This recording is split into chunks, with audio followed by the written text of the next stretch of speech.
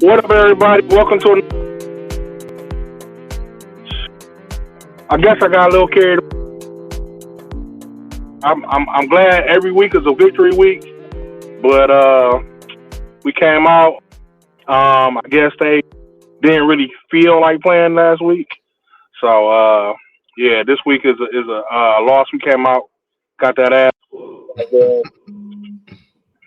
Got my homeboy Marcus on the other end. What do you think about last week's performance, man?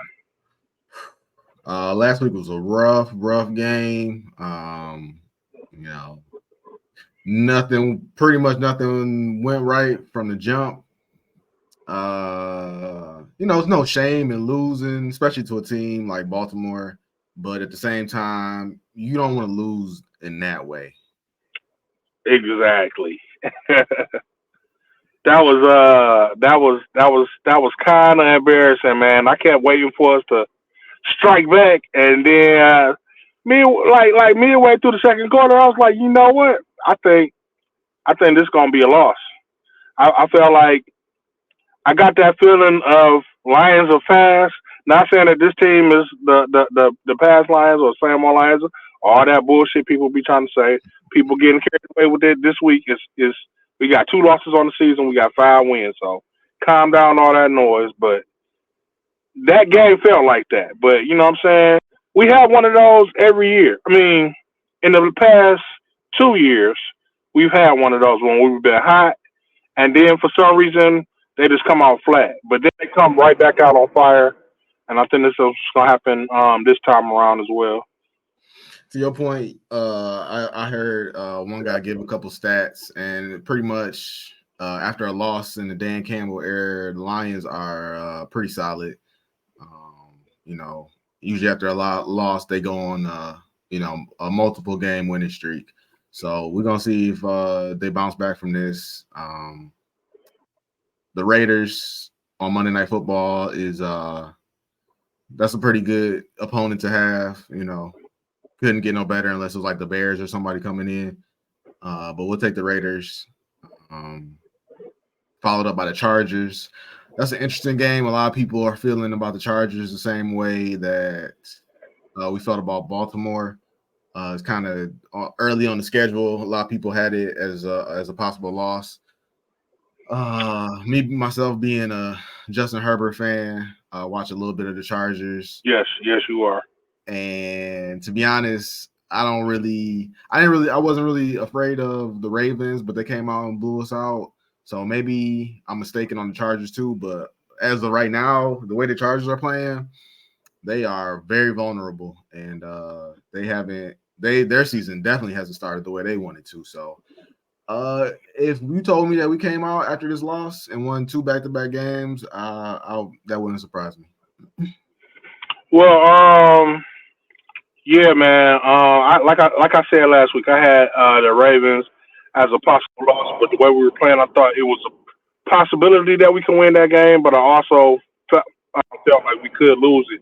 Like you said earlier, I didn't think we were losing that fashion, but I did think it was a possibility that we could lose that game. Um, I had the Chargers as a possible loss as well, but the Chargers haven't looked all that great this season. I mean, they haven't looked like a bad team, but they haven't looked like a great team either. I got that.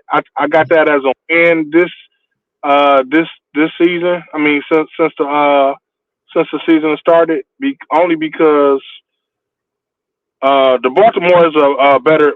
I think Baltimore is a better team than the Chargers are right now.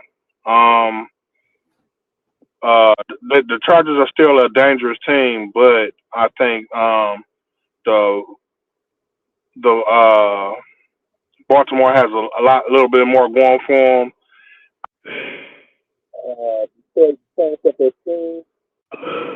Lamar Jackson.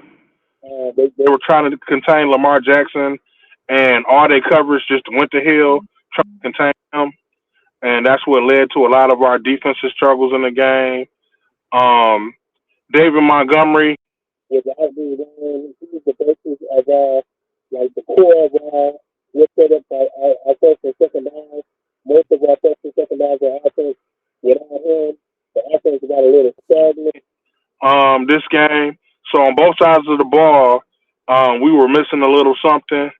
And before we face the Chargers, we got to face the Raiders on Monday. But then we have a bye week, if I'm not mistaken, after the Raiders. So that gives us a week to get healthy before we go to LA and face the Chargers. So a better a chance of when face the Chargers. And to your point about Justin Herbert, yeah, he is a good quarterback. They're going to confidence him to finish the big game, and I think that's going to be a big game for the Chargers as well as the Lions. And while I think it'll be a close, tight game, I think the way we've been showing that we can finish off games, I think we'll pull out the win in that Yeah. So just looking at that game real quick, anything stand out to you on what that was? Say that again. Did anything stand out to you on why the game looked like that, or what was off, or would you think it was injuries, or you just think it was the road, the weather? What you got? I think it was a lot of things.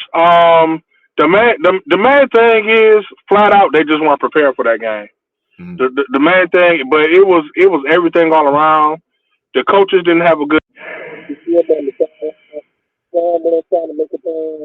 I think they instead of coming out and playing their game, I think they like I said, I think they tried to make a game plan specifically for Lamar instead of doing what they do every week. Instead of sticking to that script and just playing football like they played it, they tried to change things around and make things and adjust things for Lamar, and that backfired on them. And you can see him on the sideline trying to scramble around. Another thing, like I said, David Montgomery is the basis. That's who gets them on first down. That's who gets them their 5 to 7 yards every first down, and then they can open up the playbook from there. They didn't have that this game. You know what I'm saying?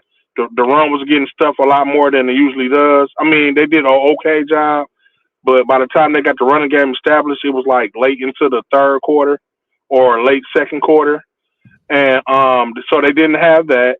They went 3-and-out a couple of times, so they couldn't get the offense going.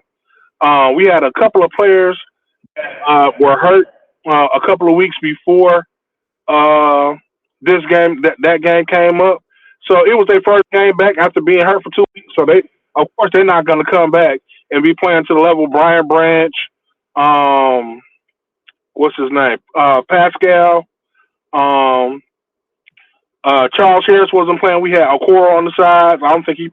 I'm not sure if he played a lot of snaps last game. So the defense, we had some guys that I'm not gonna say they were kind of fresh because they hadn't played the last couple of weeks. So I mean, I think all that contributed to the thing. And for Goff, of course, to win, he doesn't play. And the real is going like crazy. Goff was throwing best out there. He throwing balls into the ground. Weather is not bad. Weather is not that fair. And I think it paid for it. Everybody had a bad game. Amon say Brown was dropping balls. People went crazy because J-Mo was dropping balls. I mean, everybody had a bad game. So that's all I saw. That's everything I saw about that game. Does it think that you took a different aspect of it, or you saw it differently? So I think my two biggest takeaways from that game were, first off, it was a loss. It was a bad loss. It happens. I'm not freaking out about that. I'm not. Right. I'm not. Nothing that I came out of that game was anything like I don't feel like I'm going over the top when I say these things, because these are things that I felt all season, but it just got amplified in that game. And it was only two things. The first thing is I said that I would give Jared Goff that contract, and then I would see what happens as it goes on. And right now, as it stands, Jared Goff is playing at a high level, but Sunday you saw Jared Goff outdoors in unstable weather. And that's the one thing that the deep ball is what it is. He's an NFL quarterback, so obviously he could throw it, but is it the best in the league? Of course not. And is it above average? Probably not. But can he get the job done? He can get the job done. He's been getting the job done. So He can I'm not. do it, but he's not good at the deep ball. That's not his. That's not his specialty. Yeah, he's average. So that I'm not focused on. But outdoors in adverse weather, he's yet to prove that he's able to overcome that. And if you sign him, then you would have to build a team around him that's going to be able to carry him through situations like that. And maybe that's where they're at right now. And I'm okay if that's the road that they want to go. But as it stands right now, we just see that, Golf still got something to prove when it comes to playing outdoors, especially, if we're going to make a playoff run, we're going to have to play outdoors in adverse weather. It's just part of football. So we're going to see how that plays out. That's all we could do. But he's going to need to get better on that. And the other thing is, I feel we need another pass rusher, opposite side of Hutch. I know we got James Houston coming back. When he does come back, he's still on the team, still on the roster. We're just waiting for him to get healthy. And I don't mean to cut you off. That was a big topic that I was hearing this week. The trade deadline is coming up Tuesday, and I've been hearing a lot of Detroit fans saying that basically Brad Holmes is a failure if he doesn't go out and make a move this deadline. Everybody hyping up everything that Brad Holmes has done, but he hasn't just the defensive line. He hasn't made a big move. This is your window to go all in. Personally, I think like you know what I'm saying. If he went out and made a big move, I'm not mad at that. But if he keeps his draft picks and does what he's been doing and is planning to make a move for the future with the draft, as far as the draft and pay the guys he already has, I'm cool with that as well. So that's my take on it. What do you feel about how people are taking this draft deadline? I think that people are desperate as Lions fans, and I can't blame them for it. Um, a lot of people are looking at this season as like all or nothing. I don't want to go as far as say all or nothing, but some people might be looking at it like that. I don't know, because some people are saying that Definitely. they can make it to the Super Bowl. I'm looking at it more of this is an all or nothing window. So by window, I mean the next 2 to 3 years. Things might not be as lovely as they are right now, and that's why right now I would trade a draft pick. Uh, 2 draft picks. Ooh, you got to give me a really good. I got to be going out and get a really good player. But I'm more so on the side of we do need to go out and make a move. I was listening to the radio. My man was saying not so much Brian Burns, but Derek Brown. And he was just saying like, you got Hutch, then you bring in Derek Brown, Kaminsky / Bugs, James Houston. That sounds like a really good defensive line. So a move like that, I would be all for. Or you get a pass rusher, Max Crosby, Brian Burns. The usual names. I'm not big on Chase Young. He hasn't really showed a propensity to stay healthy out on the field. I think this is the most he's played in a while. So props to him. But I'm sure at some point you got to extend them, and I'm straight on that. But if you go out and get a solid pass rusher, I think that would really bolster the defense because we're great at pressuring the quarterback, but not so good at getting to the quarterback. So that's pretty much what I was hearing this week. Some of the names that you mentioned, Brian Burns, Chase Young, Max Croswell, even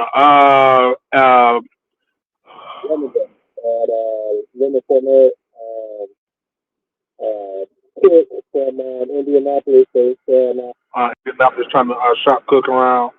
And there was one more name I can't think of off the top of my head right now.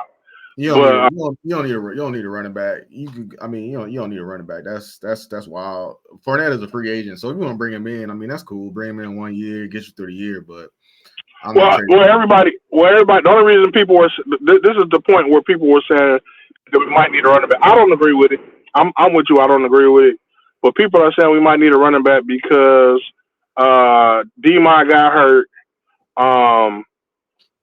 Gibbs came in, and while he did have a good game, it wasn't until it was too late. And people don't think Craig Reynolds is strong enough to carry the ball. D-Mont, of course, he's not going to put out the same output, but they weren't happy with the results that they saw this coming week. I feel like you, if we were to get one, and then like a couple of people said a receiver, but I'm with you. A couple of people were most of the people were talking about a defensive edge to help Hutch out and to have bookend with Hutch. But the problem with the guys they mentioned is like you said, Chase Young hurt all the time. Max Crosby gonna cost too much money. Brian Burns at the end of his contract probably gonna cost too much money. So uh, who do you think is a affordable guy that we could bring in for a year and not overpay for him? If that's the route that you are looking at, I would say don't even do it. Like I said, this move is gonna be more so an all or nothing move. Like this move is it's a LA Rams F them picks move. Like if you make a trade right now, to me, if you're making a trade right now, it's only gonna be a F them picks trade. Like we going all in and we going all in. We putting all our chips in, and either we gonna win the hand or we gonna lose. So if you want to go get somebody to just another guy, to quote Steve Smith, you could pick somebody up from anywhere, really. Okay. Well, with that being said, based on what Brad Holmes has been doing these past 3 years, do you think that's a realistic? What do you think he'll do realistically? Do you think he'll go all in, or do you think he'll do what he's been doing and save his picks for the draft and play the game conservatively? I think Brad Holmes is more so in your camp where he's gonna go out and he's gonna get just another guy. I'm gonna call him just another guy, and a lot of other people are gonna call him just another guy. But the organization is gonna tell you that he is a great character fit. He brings he brings things to the table. He brings a hard working ethic to the table. It's gonna be a guy who probably hasn't shown a lot in the league, whose stats don't jump off the table at you, but it's gonna be just a solid guy. And they're gonna bring him into the fold, and he gonna hop right on board and go right along. That's what I think is gonna happen.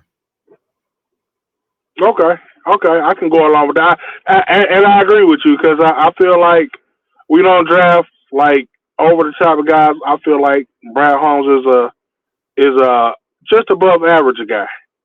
You know what I'm saying? And to work as a team, somebody to still let Hutch be the star, but he's not gonna let nobody. But he's still gonna put pressure on the quarterback, and that's I don't know who that is, but you know what I'm saying. I mean, I'm too disappointed with the things that is done. Moving on real quick, man. I wanted to get your opinion on. Okay, so I heard this topic on the show I was listening to. That's right. Yeah, I stole it. You know what I'm saying? So this topic is from another show. We stole it, but I want to get your opinion. Who are your top 10 most important Lions to the team right now? Top 10. Yeah.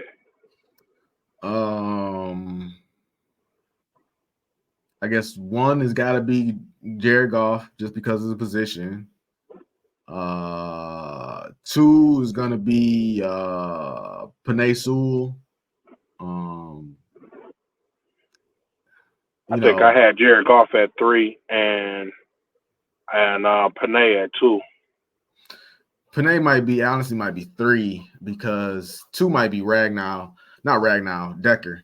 I think it'd probably be 1 Golf, 2 Decker, 3 Sewell, and that's just because 1 quarterback, most important position, 2 Decker kind of is like the quiet leader, um, but he's very good at his position, but he's also kind of a quiet leader. And 3 is Panay because he's also good at his position and he's more of a vocal leader. 4 is going to be Hutch. The best pass rusher we got on the team. 5, Amon Ra, best receiver. 6, probably Laporta. Hmm. 7, I'm trying to think. 7 would be Anzalone. 8, we got 8, 9, 10. Mm-hmm. 8, I would throw 8, 9, 10. I would put Branch at probably 10. 8, 9 would be looking at 8 would be Sutton. Sutton or Jacobs because look like we missed Jacobs, but yeah, Jacobs wouldn't have made that much of a difference. So I'm gonna say 8 is gonna be Cam Sutton, and 9 would be Josh Reynolds. I like that off the top of my head. Yeah, I think mine is similar. I think my top 5 is I'm a sorry, little bit. my bad. Let me because Montgomery, you right. Montgomery should be in there.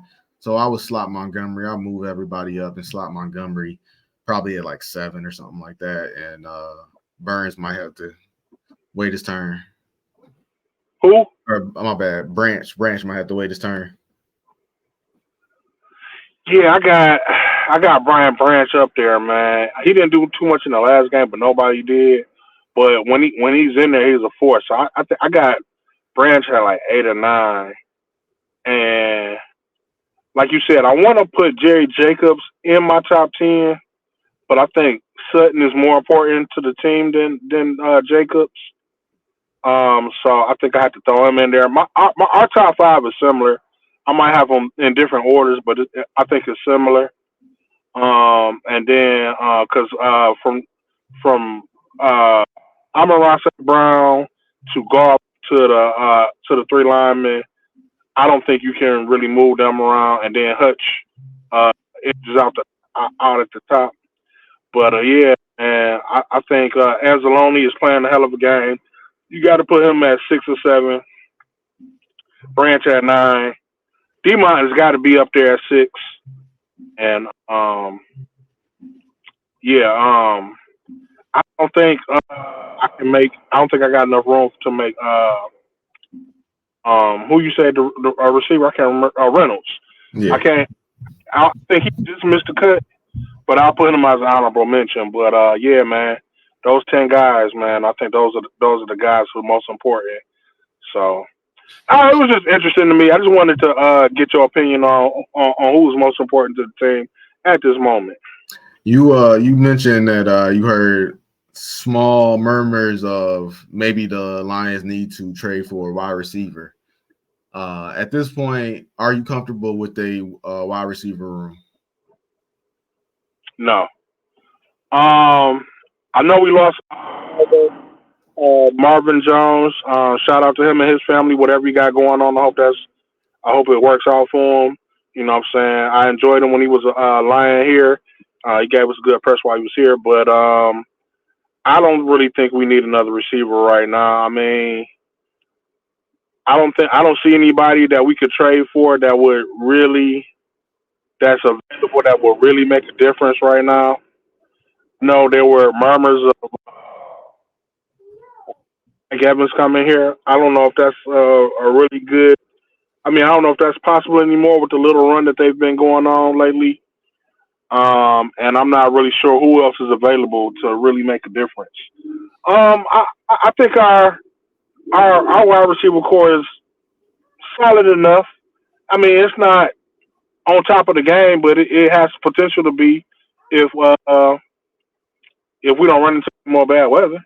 Um, but Good yeah, luck with that. I think we good where we at. Um,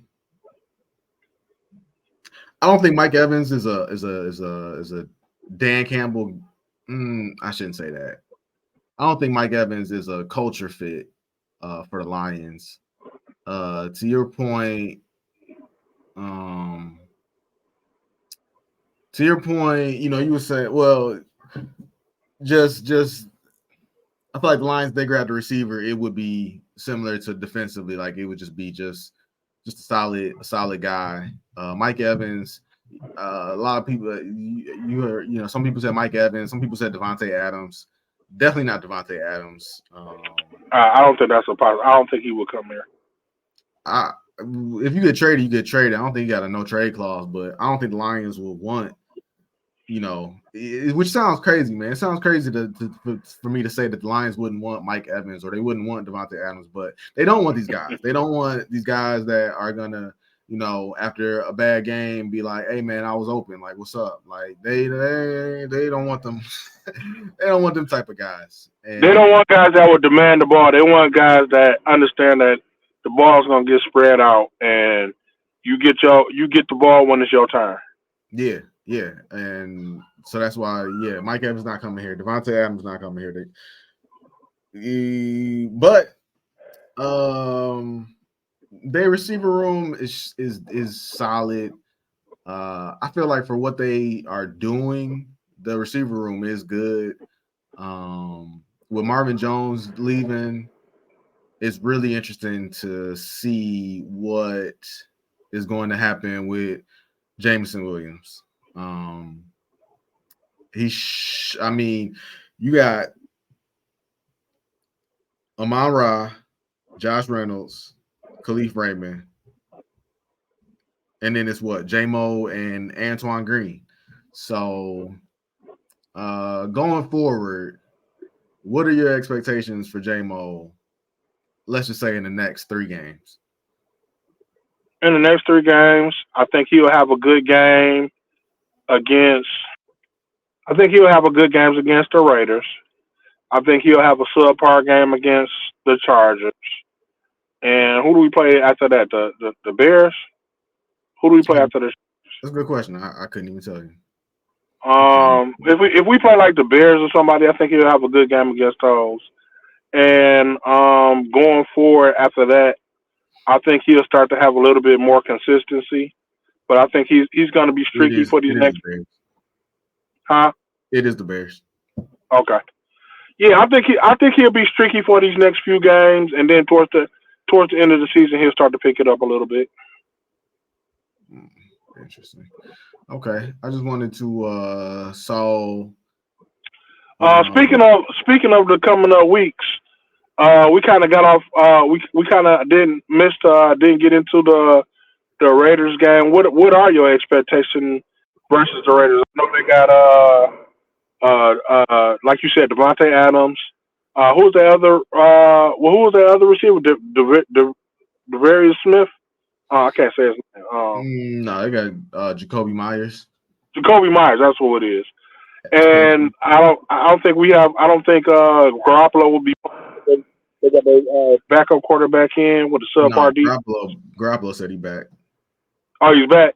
Yeah. Okay, well, Garoppolo. Either way, Garoppolo with those. Jacobs and a subpar defense. What do you think of this game coming up? Like the Raiders have just been awful this year. They lost to the Bears backup quarterback who nobody's ever heard of, and they lost bad. It wasn't even respectable. So if you want to say that, which was last week, so if you want to say that they was just so bad last week and they're gonna come back, with some fire underneath them, I'll buy that. But even that, I think that can only get you to like get out. Maybe they get out in front. Maybe it's a slow start to the game, but at some point, I feel like the Lions just flip the table and put it on them. I feel like at halftime. By halftime, by the third quarter, I feel like the game is probably going to be a rout. Should be a rout. I can't even, Garoppolo's missed so many games, so maybe he comes back with a little something, and maybe they try to shoot it out with us. That would be a fun game to watch.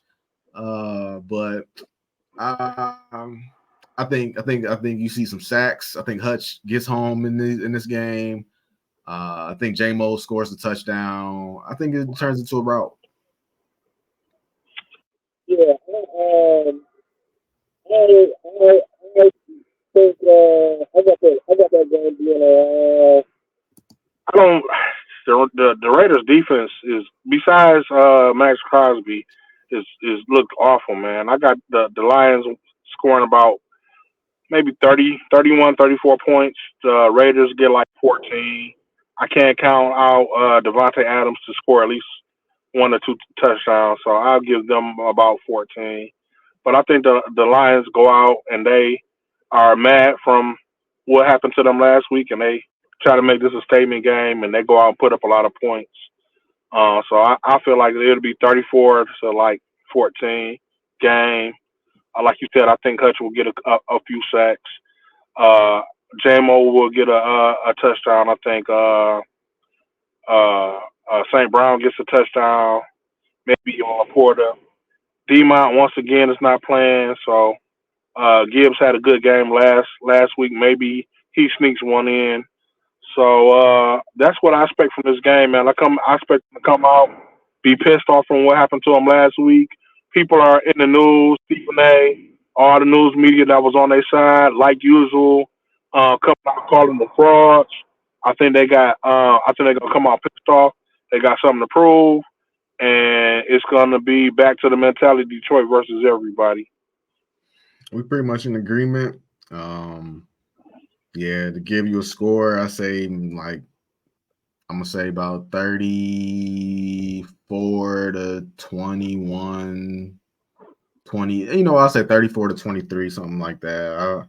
I think the Raiders might show a little fight, but I think the Lions pretty much walk away with it. We could go to last week's games. It was beautiful, man. Last week's games were beautiful.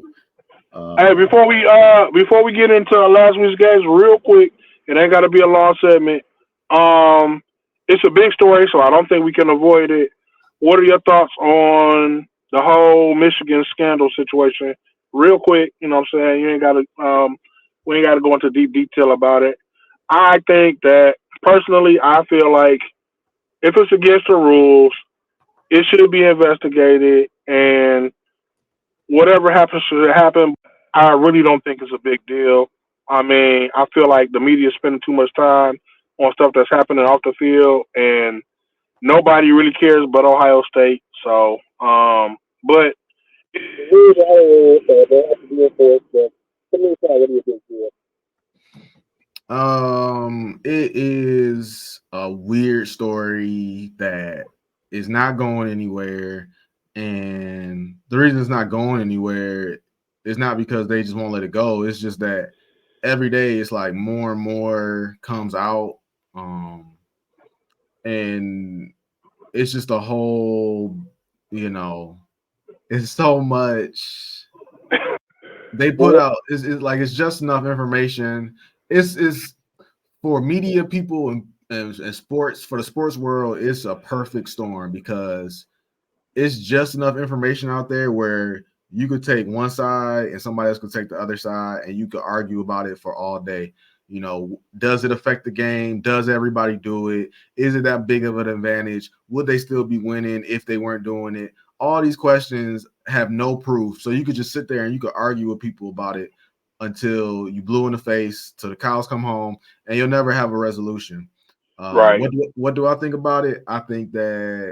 Uh, I think that it is very interesting that, as far as to my understanding, this whole scandal dates all the way back to when Michigan finally beat Ohio State after what, 8-9 years of losing to Ohio State. and they haven't looked back. And they've been in the college football playoff twice now, looking for a third year now. So what was it if it was not, what was it? Did they just finally get it right after 7 years of Harbaugh, which is very interesting because rarely, if a program is not even just a program, if a coach, this is my opinion, if a coach after 7 years hasn't gotten the job done and he's trending in the wrong direction, rarely does he find gold. Usually that just crashes and burns, like, and y'all just are just letting it. Y'all, it was like somebody driving, like somebody blew their tire, and they just driving along. So you honestly think that Michigan was stealing signs, and that was what led to the recent success against them in Ohio State? I mean, wouldn't Ohio State have you know changed that game plan around some by now, or do you think that's actually what the cause of Michigan's success is? Let me just ask: after Michigan lost to Ohio State for it had to be 8 years in a row, what do you think was the deciding factor to where now Ohio State can't touch Michigan? Um, Better defense, better running backs. Hmm. I think the defense that Michigan has had in the last 2 or 3 years has been the best defense that they've had in a long time since like the '90s, and the running backs that they have had with Corum and Edwards are the best running back that they've had in a few years as well.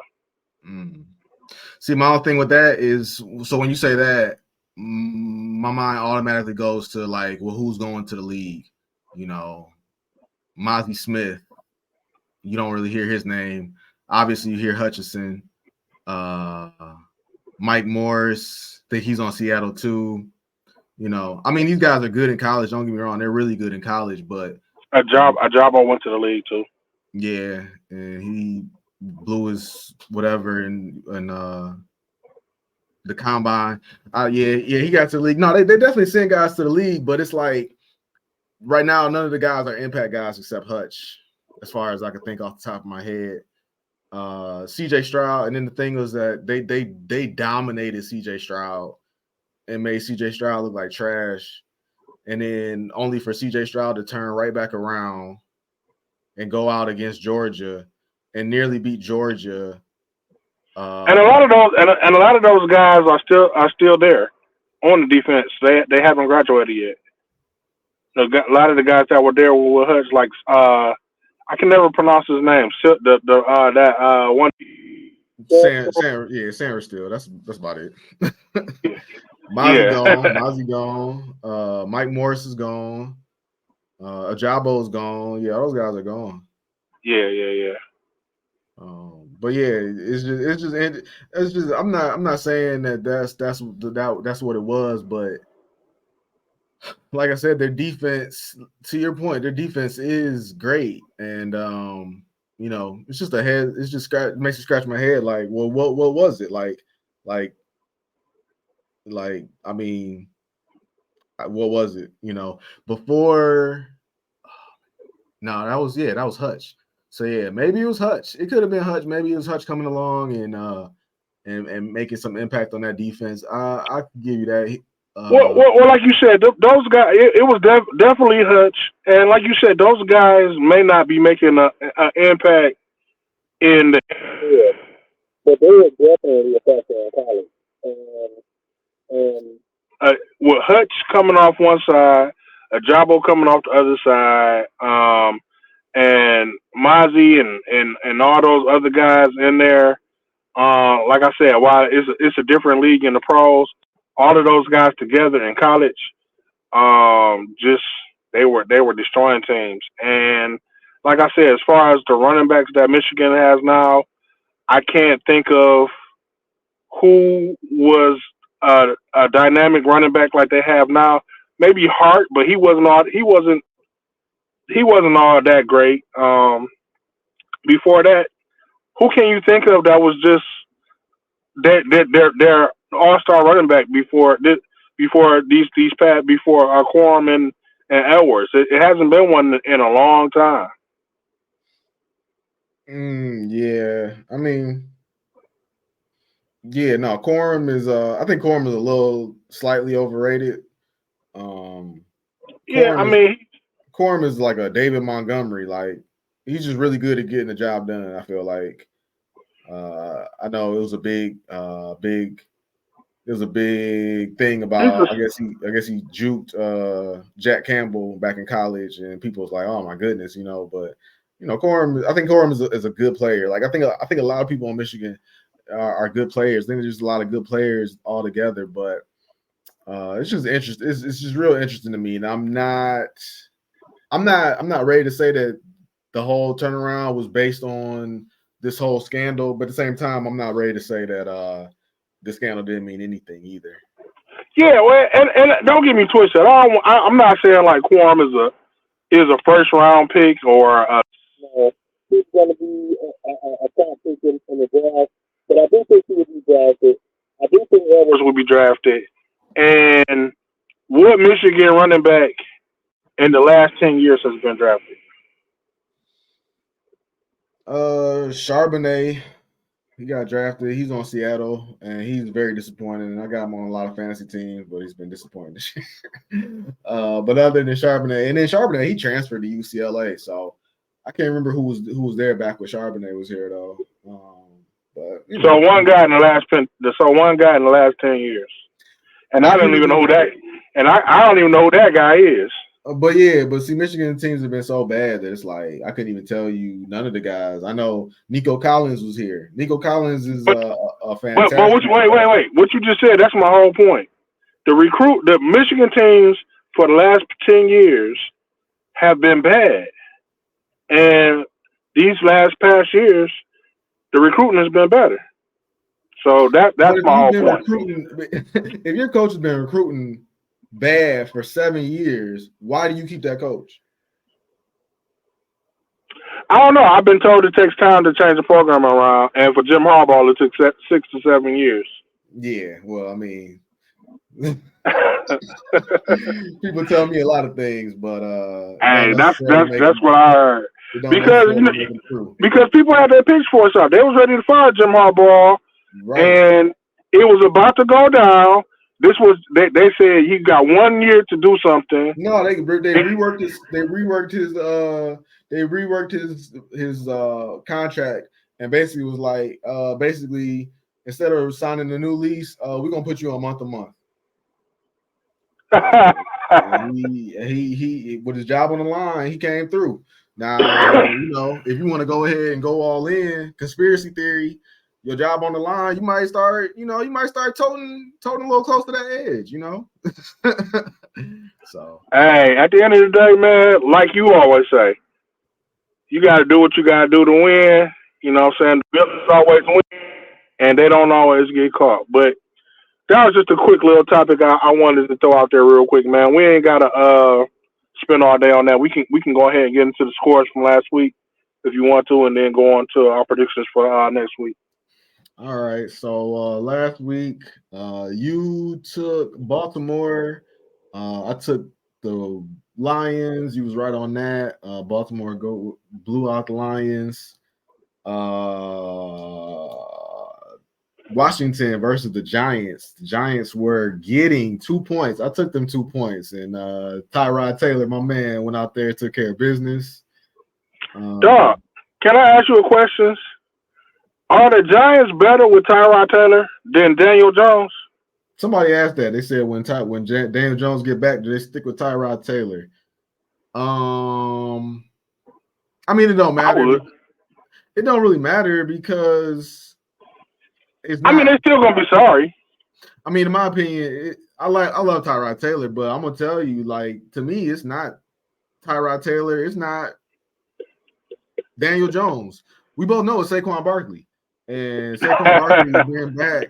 And Saquon Barkley been back. And when Daniel Jones got hurt, Saquon Barkley was not there. So, it don't matter who you start as long as Saquon out there. The only reason I would start Daniel Jones is because I'm paying him all this money. But what I will say about Daniel Jones is, and I just got to get this out. I'm sorry, I didn't mean to interrupt the score thing, but Daniel Jones is out there looking like a little bitch, man. He was out there looking scared as hell. That's not a good quarterback. Pittsburgh played the Rams. The Rams were given 3. You took Matthew Stafford. I took Kenny Pickett, and Kenny Pickett went out there and helped your boy out. Got me. I'm very disappointed in Matthew Stafford and the Rams. You should be. I've been disappointed in Matthew Stafford for 12 years. Seattle was hosting Arizona. You took Arizona. I took Seattle.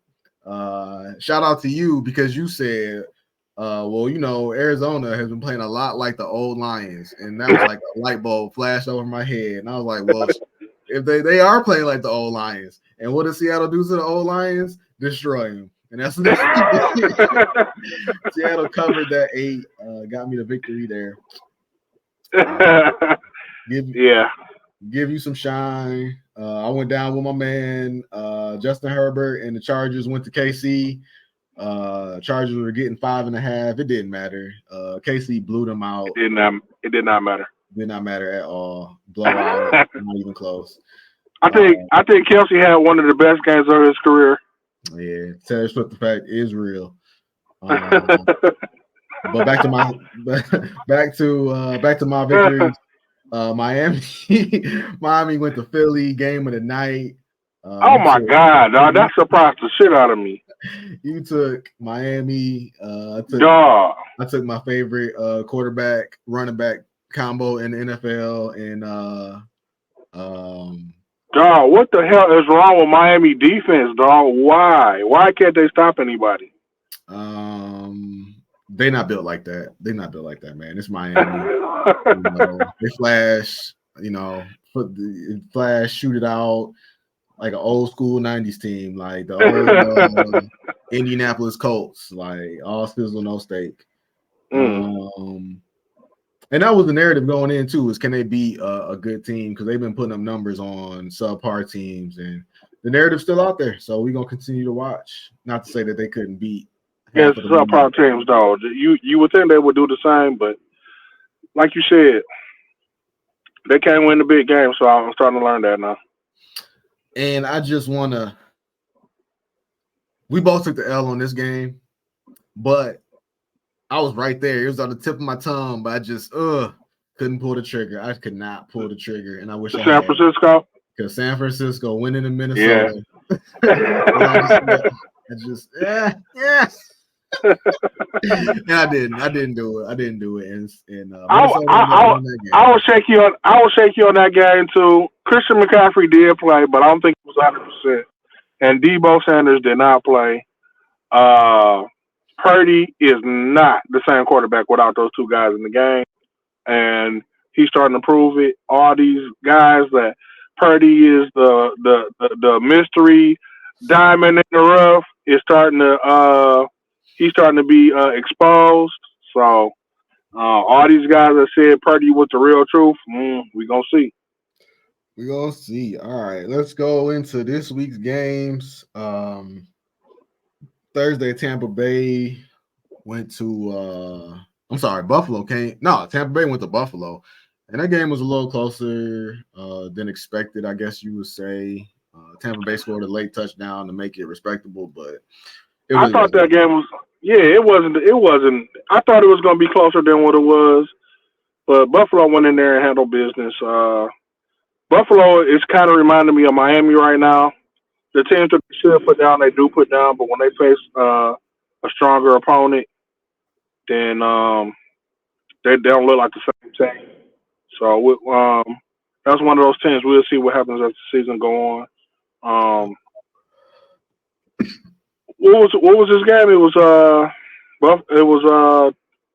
Tampa Bay versus the Saints. So yeah, that was that first game. That was kind of surprising to me. Yeah.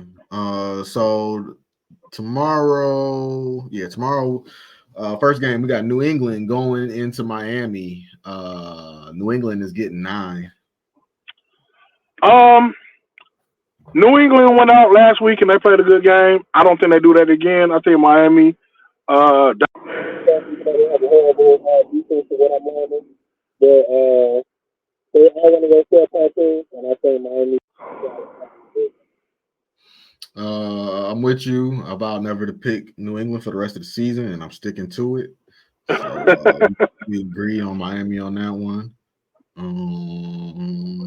The Rams are going to Dallas facing the Cowboys. Rams are getting 7.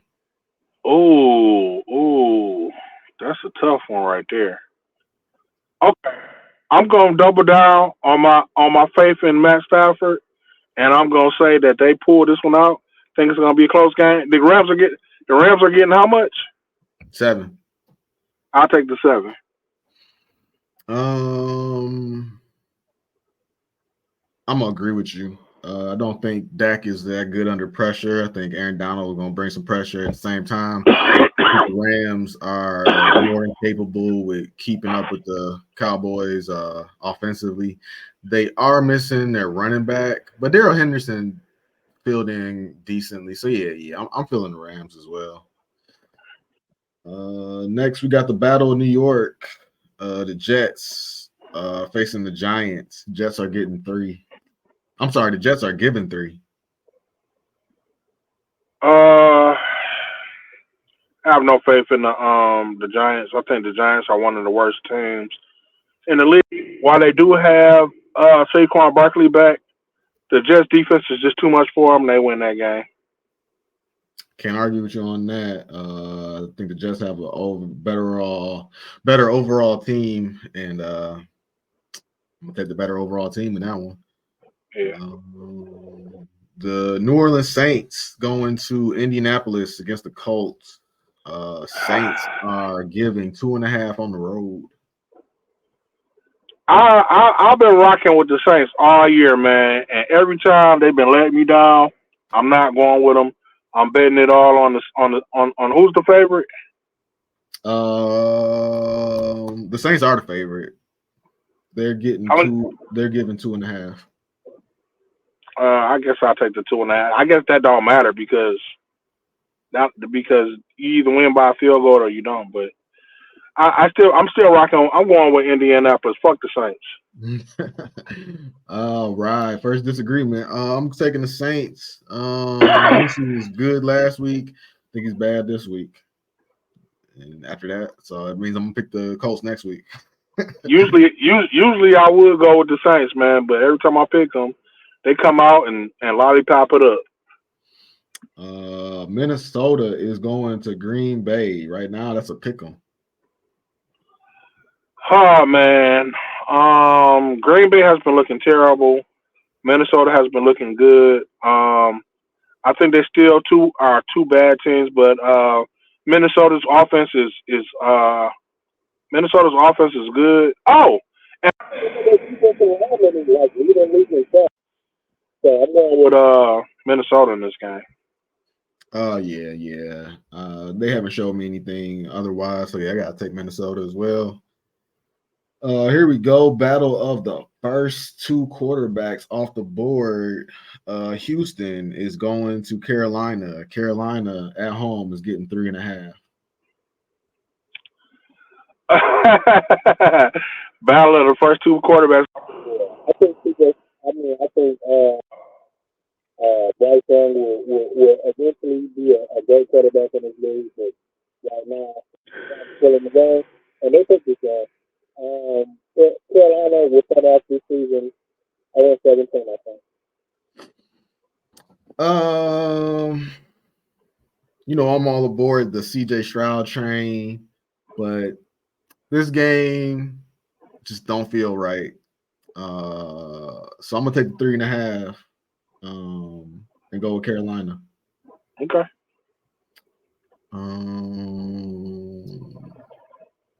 My Philadelphia Eagles are going to face your Washington Commanders. Philly is giving 7 on the road. Ah, man. I hate to say it, but them punk ass Eagles gonna win against my Commanders, who I want to do good, but they just ain't got it together yet. I'm rooting for you, Sam Howell, but the Eagles take this one. Yeah, I ain't going against Philly. We agree on that game.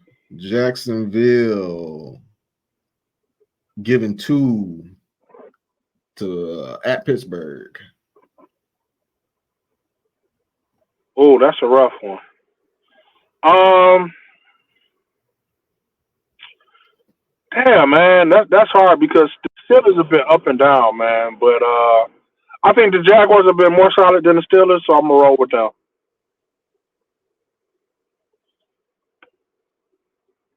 This is a tough game. This is a very tough game. But I think the Steelers defense has been carrying the team, and I think Trevor Lawrence is vulnerable to pressure and turnovers. So I will take Pittsburgh.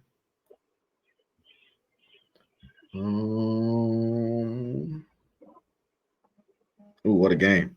Atlanta is traveling to Tennessee. Tennessee is starting somebody. And they are getting 2.5 at home. Tennessee is against who? Atlanta. Oh man, talk about the below average of the below average. I'm gonna roll with Tennessee. With healthy Derrick Henry, I think he does a better job than Bijan just because he's the vet. I put my money on Derrick Henry as a season Addison, and I said that the Tennessee Force is coming out. I don't know who's starting for Tennessee, so I'm taking Atlanta. I think it's gonna be Malik Willis, but I'm not betting on Malik Willis. I'm betting on Henry. I think Malik Willis is another quarterback that I think maybe in time he'll be. I think I'll say a great quarterback, like I said, Bryce Young. I think he'll be a okay guy. All right. Cleveland is going to Seattle. Seattle is giving Cleveland 3.5. Do you know if No. Deshaun Watson? Yeah. He not playing? He arguing with analyst about whether or not he is his heart is in the game. But no, he's not playing.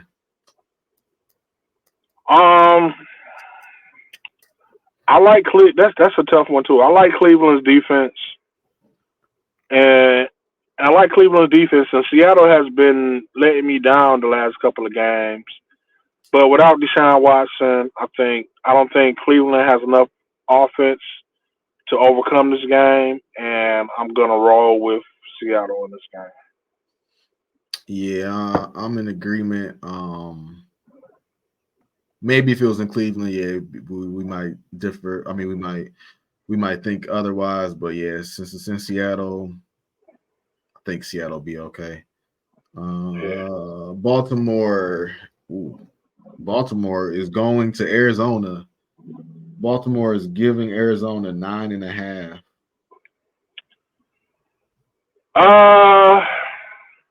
The way Baltimore played last week, I think they go in there and they destroy the Cardinals. I will take the 9.5. That goes against my old Lions theory, but the last time the old Lions played Baltimore, the old Lions, Justin Tucker kicked a 100-yard field goal to win. So hey, I'll take the 9.5. Kansas City. Ooh. Kansas City is going to Denver. Supposed to be terrible weather, but Denver is getting 7 at home. Um, I think, of course, I think Kansas City is going to win that game, but I think, Denver, is it outside the city or is it in Denver? It's in Denver. yeah, I think Denver surprises everybody and makes it a game, but I think Kansas City, no, goes ahead and pulls that one out. Yeah.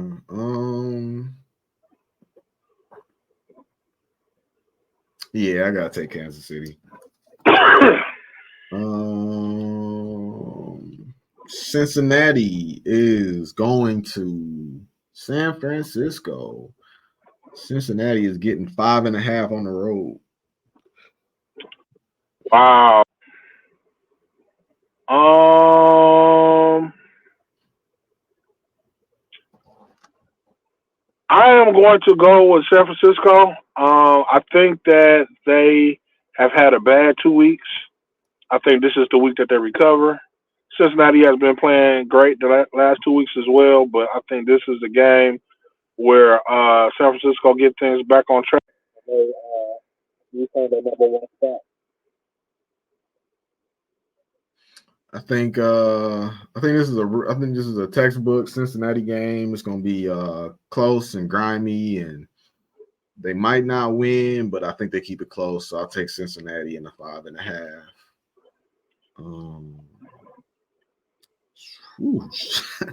Chicago Bears are going to LA facing the Chargers. Bears are getting 8.5 on the road.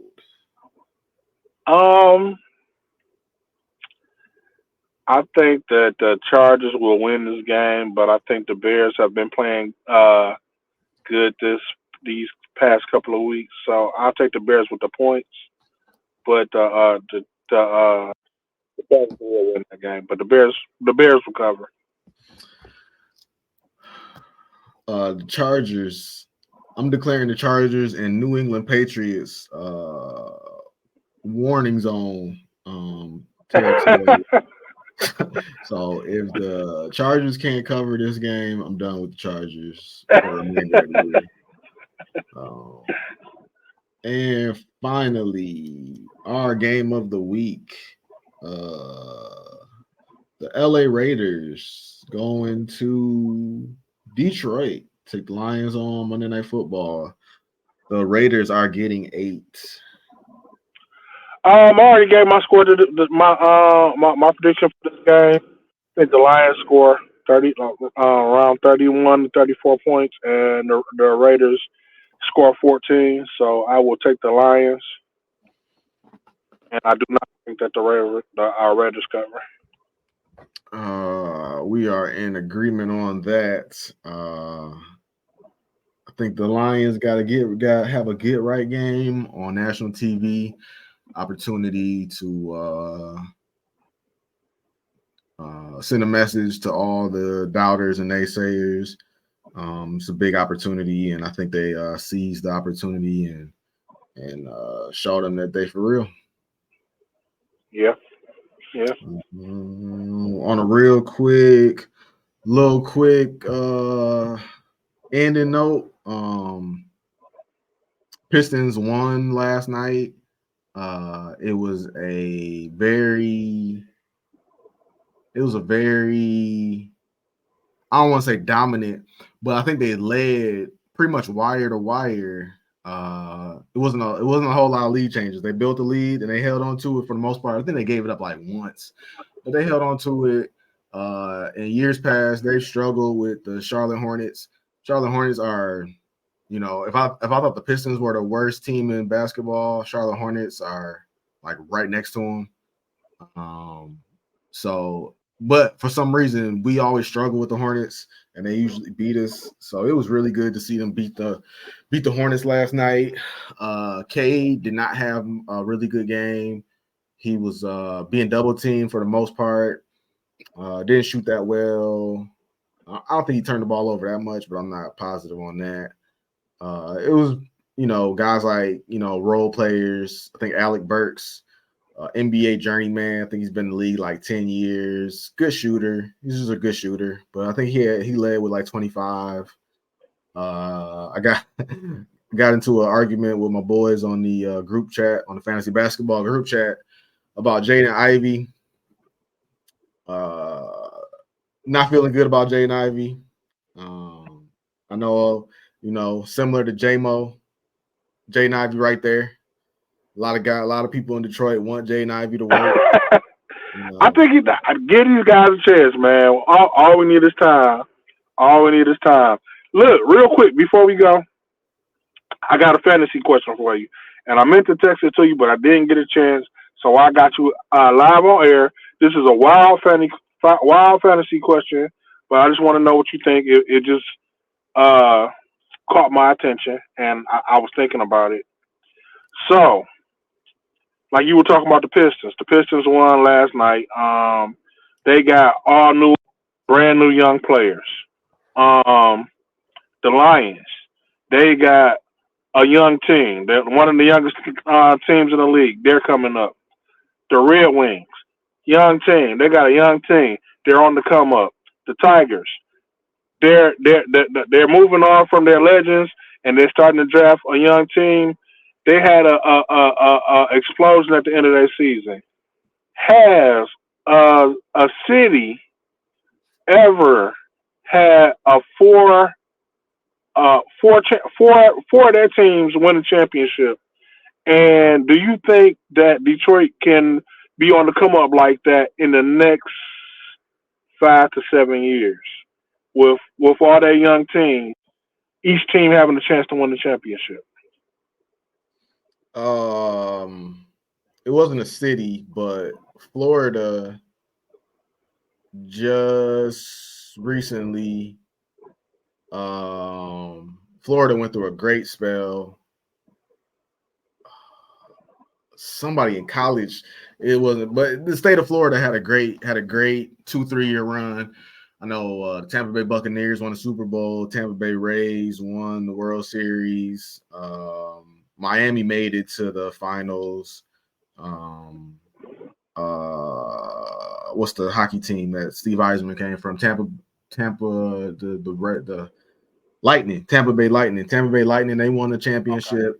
So, oh wow, yeah, Florida had a real good, post-COVID run. I want to say might have started in 2019, but yeah, they had a good run there. Do I think that there will come a time in the next 5 to 7 years where everything will be in alignment?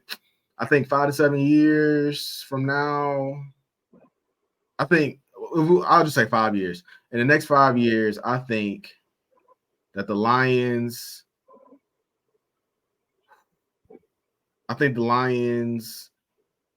will definitely make a playoff run. I think that the Tigers will definitely make the playoffs. I think the Red Wings I think the Tigers make the playoffs. I think the Red Wings definitely make the playoffs. And I think who else is there? Oh, the Pistons.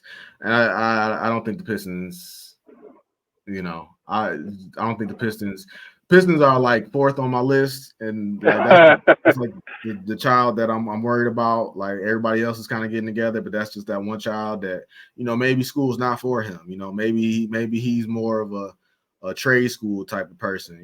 That's how I feel about the Pistons. So your answer is in the next 5 years, the ceiling for all four teams is a playoff.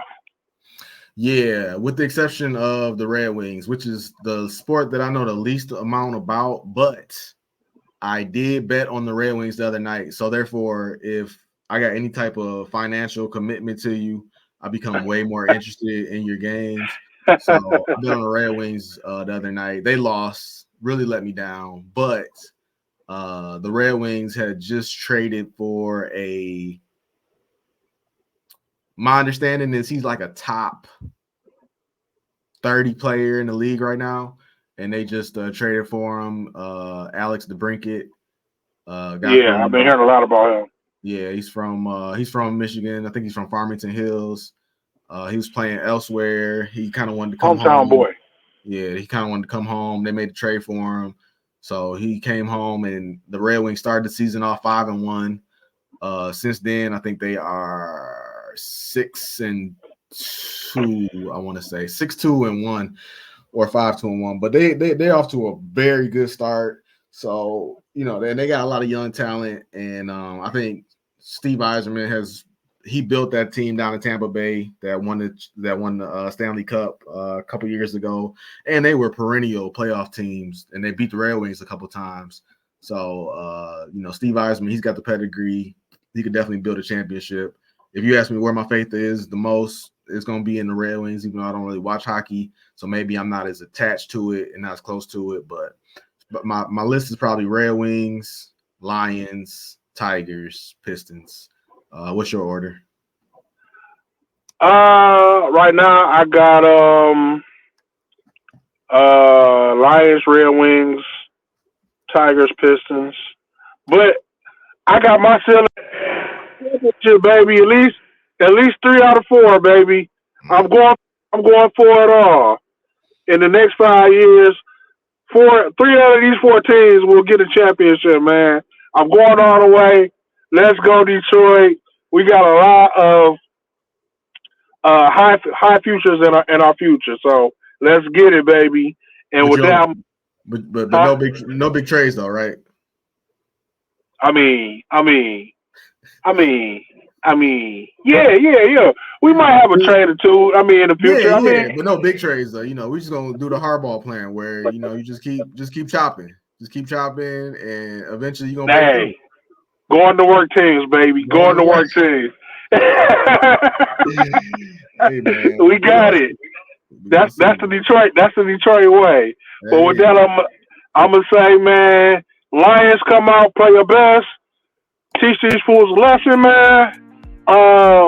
Like I was saying, 3 out of 4 for the next 5 years. We're gonna do it big, but for this week, that's all I got. I'll holler at y'all. Keep hope alive. We'll catch y'all next week. What's up?